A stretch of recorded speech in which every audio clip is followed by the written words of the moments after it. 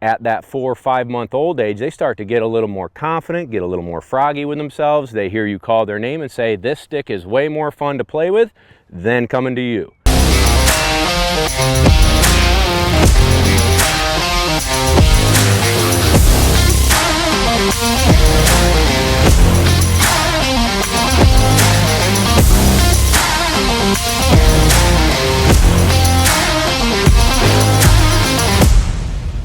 What's going on, everybody, and welcome to Tools of the Trade. These are some of the products that we use every day training these dogs, and I think you should add to your retriever toolbox over the course of your dog's life. I'm going to first start off with a number one question: bumpers.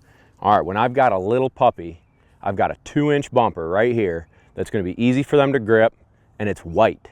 The reason we use white is because dogs don't see orange very well. So we save these for certain marking drills or blind retrieves. But your puppy needs to be super confident looking out there and finding their white bumper. So 2-inch white bumper for your puppy. As they get bigger, we're jumping up to the 3-inchers, okay?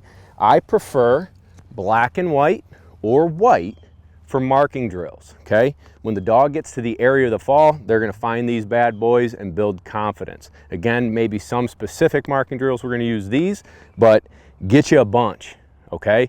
As you progress with training with mini T, force to a pile, T pattern, you're gonna need a bunch. So start accumulating them, okay? I'm talking 6, 12, 18 bumpers should be in your truck. Next up, let's talk about leashes. This is Standing Stone's Easy Lead. You can get it at standingstonesupply.com. I like a choke chain, or you can make this into a slip lead, so it'll slide up and down the dog's neck. But a nice 4-foot to 6-foot leash is key for all your yard work, all your obedience, taking them out to go potty, whatever. Choke chain as they get bigger, right? Not your puppy. This is for your 6 months old, your more formal obedience time. We're going to use choke chains to help condition the dog to different situations of pressure, right? Leash pressure, choke chain pressure. It's a great tool, 99 cents, get you one. So Easy Lead, choke chain, bingo bongo. Next up, check cord. When I'm developing a dog, I want to maintain control. So at that 4 or 5 month old age, they start to get a little more confident, get a little more froggy with themselves. They hear you call their name and say, this stick is way more fun to play with than coming to you, whether you got treats in your pouch or not. So your check cord is going to be the tool to kind of rope them in and keep them. This is a 20-foot. There's also 30-foot options. I think both are great. It also comes in handy when we do collar conditioning, force to hear, things like that. So you need a check cord. Another thing is, hey, my dog doesn't bring a bumper back to me. Check cord. Going on hikes in the woods, check cord, okay? These are super cool. You're not gonna get rope burn from it. I think these are the cat's pajamas. They don't get wet and soggy. Throw out your rope check cord and get one of those. Next up, steady tab. When I'm working a young dog and I don't want them dragging a leash around, this is my go-to tool. It's going to be clipped to every e-collar I have for a long period of their training process, okay? Steady tab, Standing Stone Supply, LoneDuckOutfitters.com, boom. Now, I call this the dollar store special. Super cheap, cheap rope. My 3-month-old puppy Rambler is dragging this around my house, okay? He may chew on it, it's only dollar store, I don't care. But when he's nibbling on a carpet, when he's chewing the side of the kitchen table, when he's playing too rough with Memphis, I've got 4 feet to grab onto it, give it a little tug, tell him no. Dollar store leash, can't beat it, okay? Keep it in your truck. Next up, as you progress, we've got a 209 primer, okay? So as you're doing gunfire introduction, this is gonna be a great tool. As you're working on steadiness, great tool. As the dog progresses with steadiness and you're shooting over top of them, we don't wanna use live ammo.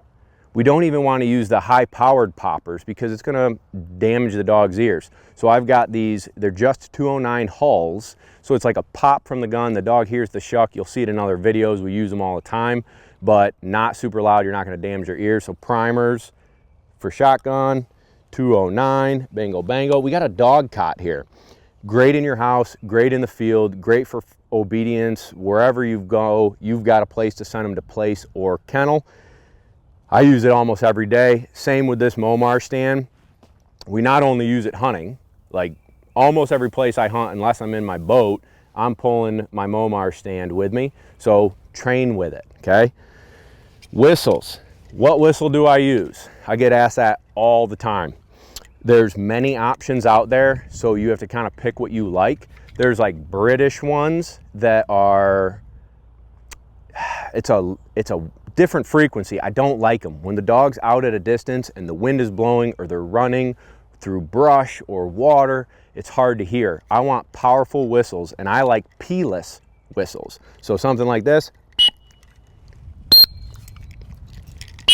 They all have different tones. Your dog will get used to the one you use, but P-less whistle. The P, when it's cold out or saliva gets in there, it'll stick and you'll go tweet. No P's. P-less whistles, okay? Behind me, this is where you're starting to invest a little bit more in your gear, but this is a winger, a remote controlled winger. You can put bumpers, dokens, ducks, whatever, and you can remote launch and set up marks out at a distance and really up your game with your dog, okay? Next up is your e-collar. It's a great tool. Every dog that comes here gets collar conditioned. I can't say enough about the importance for safety, for trainability, for advancement. The e-collar is an exceptional tool.